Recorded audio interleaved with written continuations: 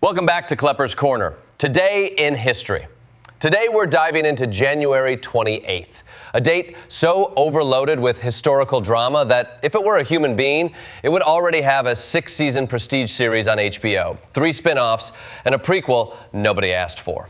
This is the rare calendar day where emperors rise, emperors fall, continents appear, blizzards erase entire Midwestern childhoods, and NASA learns the tragic difference between confidence and certainty. Basically, January 28th is the overachiever of the Western timeline, the Hermione Granger of dates, except with more blizzards, more pop songs, and way more dead monarchs. So let's walk through this chronologically, because nothing says comedy like a smooth, orderly, historiographical progression, and explore the moments when January 28th cracked its knuckles and said, "Okay, world, let's shake things up." Segment 1. Empires rise, empires fall. Trajan, Charlemagne, and the medieval meltdown. January 28th really shines in the category of imperial transitions that permanently alter the direction of Western civilization. First up, Trajan, who becomes Roman emperor on January 28th, 98 AD, which immediately kicks off Rome's golden age, the 5 good emperors era. This is the Roman Empire at its peak. They're building forums, columns, aqueducts, and apparently the world's first version of the "I voted" sticker, except it's carved into marble and weighs 300 pounds. Trajan is Rome's first emperor from the provinces, from Spain, because nothing says diversity higher like conquering Dacia and using its gold to build public monuments. He's chosen by adoption, not by bloodline, which is the Roman equivalent of, look, the biological kids aren't working out. Let's go with the competent guy. A system modern politics should consider. Then we fast forward to 814 AD, same date, and Charlemagne dies. This is the medieval version of the Wi-Fi going out for an entire continent. Europe had one giant, semi-functional empire for about 5 minutes. And the moment the big guy dies, his kids immediately start dividing territory like it's the world's most aggressive Thanksgiving argument. France here, Germany there, and a weird middle strip nobody really understands, which historically is accurate for Luxembourg. And then, because kings love drama, on January 28, 1077, we get Henry IV doing the Walk to Canossa, barefoot, in the snow, begging the Pope for forgiveness. It is the world's first viral apology tour, the medieval version of a politician tweeting, "I have reflected deeply." Except instead of tweeting, he stands outside for 3 days in a hair shirt, which, honestly, might be more honest. And if that weren't enough, January 28th also brings us the Bal des Ardents, the 1393 medieval fire festival, where French nobles dressed as wild men covered in flammable resin. And then someone brought a torch. You could probably guess how that went. 4 nobles died in a spontaneous medieval flash mob barbecue, and the king's sanity went with them. Segment 2, Reformations, Tyrants, and the Tudor warranty void, when January 28th breaks religion. You know a date is doing too much when it has both the Reformation and the death of Henry VIII. January 28th checks that box. We start with 1521, when the Diet of Worms begins ramping up into the showdown between Martin Luther and the Holy Roman Empire. January 28th marks the critical early days of the proceedings, the moment when Europe starts transitioning from theology debate to divorce-level screaming match. This is when the empire realizes Luther isn't just a monk with opinions. He's a monk with a printing press. Then, 1547, Henry VIII dies. The original, "It's not me, it's the wives." By this point, Henry is less a king and more a medical warning label.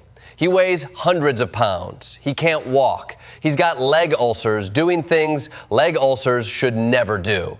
And when he finally dies, his court keeps it secret for days so they can rearrange power behind the scenes. The political version of Weekend at Bernie'sing your monarch. The coffin allegedly bursts open at Sion House. Dogs lick the king's blood off the floor, and somewhere in the distance, Martin Luther whispers, "See? Told you so. Meanwhile, Eastern Europe is over here being shockingly reasonable. The Edict of Torda, 1568, and Warsaw Confederation, 1573, guarantee religious tolerance, while the West is having theological knife fights. It's like everyone else is in a bar brawl and Poland-Lithuania is calmly sipping a tea saying, "Have you tried not screaming at each other?" Segment 3, New Worlds, New Nations, New Novels, Antarctica, Austin, and the Siege of Paris. Now we leap into the age of exploration, literature, and catastrophic European wars, which, in fairness, is most ages of European history. January 28, 1820, a Russian explorer sights the Antarctic continent for the first time. His journal says he sees ice mountains.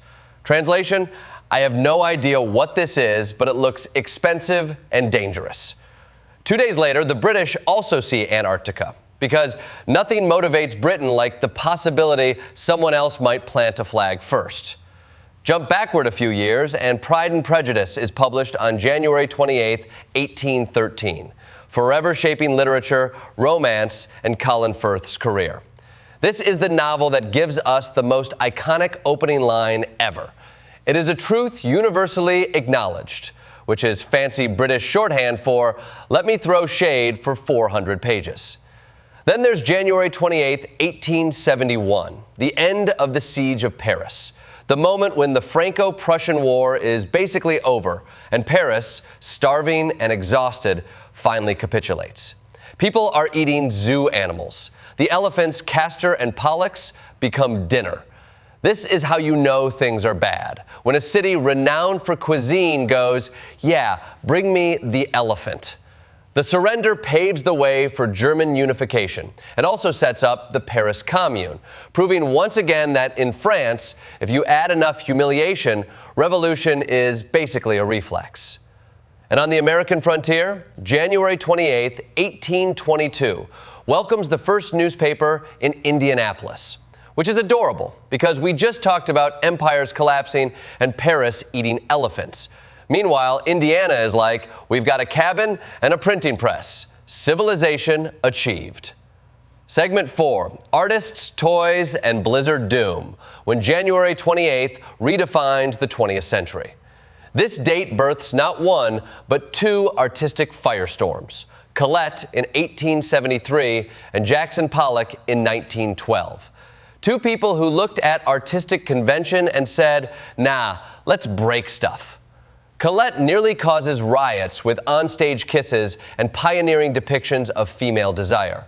Pollock invents the drip technique, the only style of painting achievable while also doing a full body workout.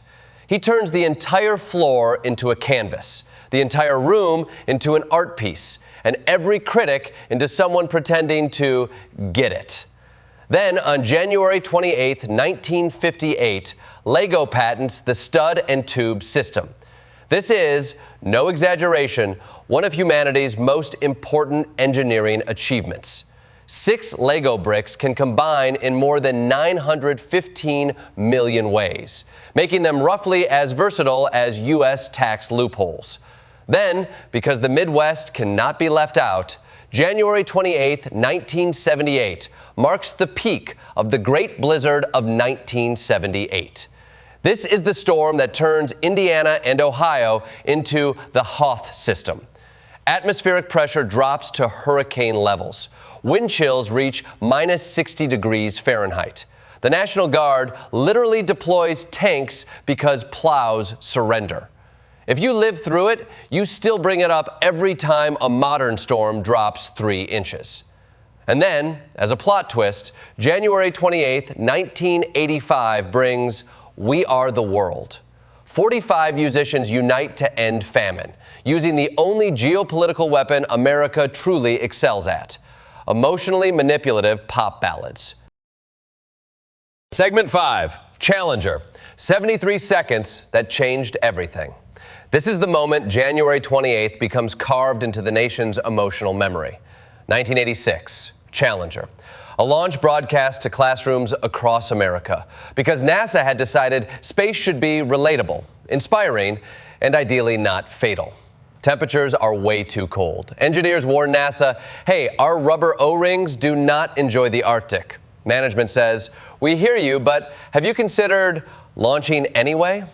And 73 seconds after liftoff, the shuttle disintegrates. The horror isn't just the explosion, it's the realization that this was preventable. The Rogers Commission identifies the now famous normalization of deviance, which is what happens when an organization sees a red flag, then sees another red flag, and eventually decides red is just a fun color. Segment 6, Privacy, Sovereignty, and the Ongoing Story. The digital age arrives.